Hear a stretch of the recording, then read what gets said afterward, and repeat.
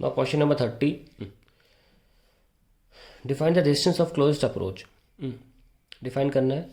फिर an alpha particle of kinetic energy K is bombarded on a thin gold न्यूक्लियोफॉइल, the distance of closest approach is R, what will be the distance of closest approach for an alpha particle of double the kinetic energy? 30 ए, ये मान लीजिए gold foil का nucleus है और आपने यहाँ से अल्फा पार्टिकल भेजा, ये लौट आया। तो ये जो आप देख रहे हैं, ये separation R not is called distance of closest approach. कैसे लिखेंगे इसको? द डिस्टेंस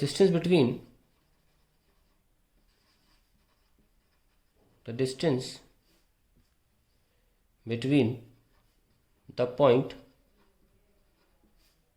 अबाउट विच या at which the alpha particle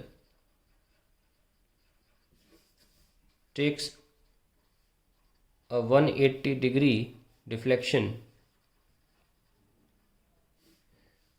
तो दो पॉइंट के बीच में distance between the point eight विच, यानी कि ये पॉइंट जहाँ पर 180 डिग्री टर्न ले रहा है, and the centre of nucleus is called distance of closest approach.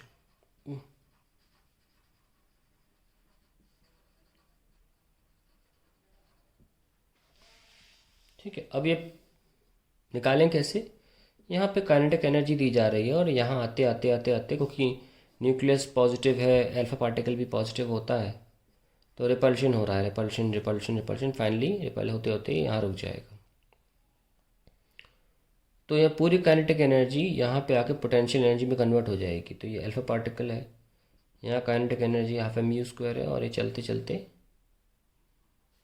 ये जो डिस्टेंस है आर नॉट, यहाँ पर अल्फा पार्टिकल है और न्यूक्लियस का यहाँ सेंटर भी है, ये पोटेंशियल एनर्जी इनके बीच में इस काइनेटिक एनर्जी की रिडक्शन के बराबर होगी। Delta K E is converted to potential energy, half M U square is equals to K gold का Z E into E upon R not.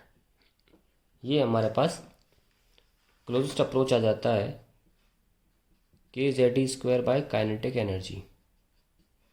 This is the closest approach formula. आइए question क्या है? Question कह रहा है what will the distance of close approach for an alpha particle of double the kinetic energy. तो are not dash जो होगा वो होगा भाई के जेड ई स्क्वायर, तो बदल नहीं रहा, काइनेटिक एनर्जी डबल कर दो, डबल कर दी, तो ये चीज़ क्या लिखी हुई है?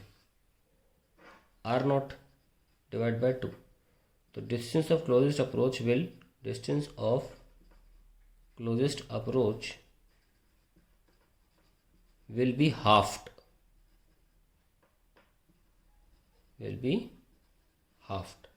that's it। हो गया है। अब बोला जा रहा है right two important limitations of nuclear model of atom.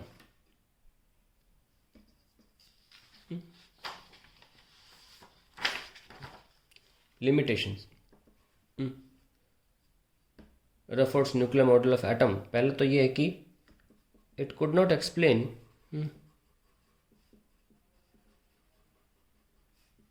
The discontinuity इन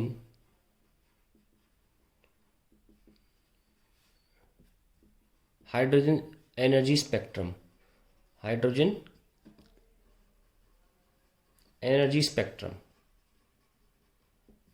और दूसरा जो है, क्योंकि उनके थ्योरी के अकॉर्डिंग स्पेक्ट्रम कंटिन्यूस होना चाहिए था। दूसरा ये, he could not explain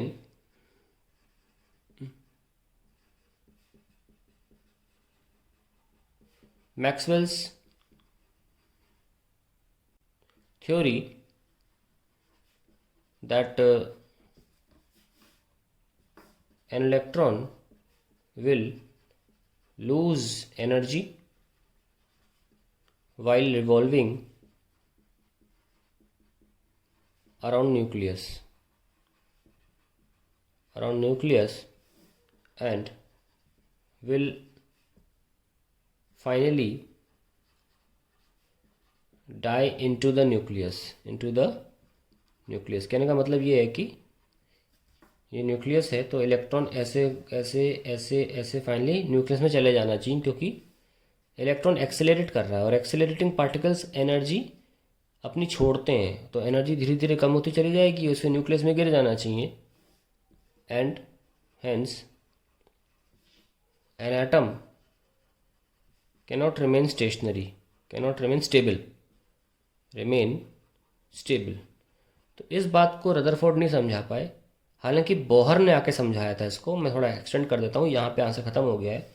Bohr ने लिमिट लगा दी कि क्योंकि रदरफोर्ड ने कहा था किसी भी ऑर्बिट में इलेक्ट्रॉन ट्रैवल कर सकता है ना, लेकिन बोहर ने बोला कि ऐसे ही ऑर्बिट में इलेक्ट्रॉन ट्रैवल करेगा जहाँ एंगुलर मोमेंटम NH/2 है, और ऐसे ऑर्बिट्स में इलेक्ट्रॉन एनर्जी छोड़ेगा ही नहीं तो गिरेगा ही नहीं न्यूक्लियस के अंदर। तो ये इस मैक्सवेल की इस थ्योरी को आंसर देता था ये कि हाँ, कुछ स्पेसिफिक ऑर्बिट्स में ही इलेक्ट्रॉन ट्रैवल कर सकता है जहाँ पे ये एनर्जी लिबरेट ही नहीं करेगा। जैसा कि मैक्सवेल कह रहे थे कि एनर्जी रिवॉल्व करता है, इलेक्ट्रॉन हमेशा लिबरेट करेगा, एनर्जी लूज हो जाएगी, ख़त्म हो जाएगी तो वो गिर जाएगा न्यूक्लियस में आके।